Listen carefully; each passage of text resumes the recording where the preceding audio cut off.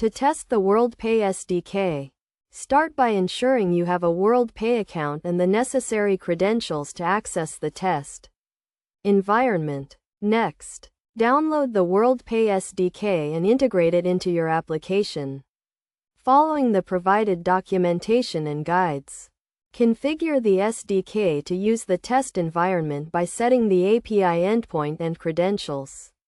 Use the test card details provided by WorldPay to simulate transactions, such as a card number, expiration date, and security code. Initiate a test transaction by calling the relevant method in the SDK, passing in the required parameters.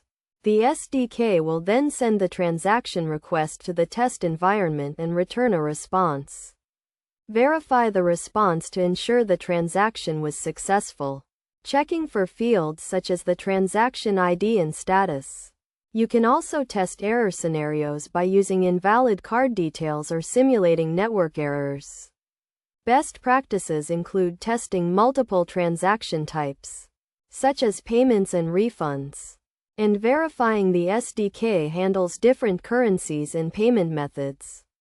Additionally, ensure the SDK is properly handling security and encryption, and that sensitive data is not being stored or transmitted insecurely.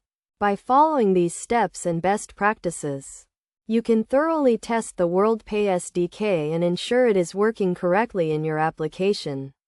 Regularly review and update the SDK to ensure you have the latest features and security patches.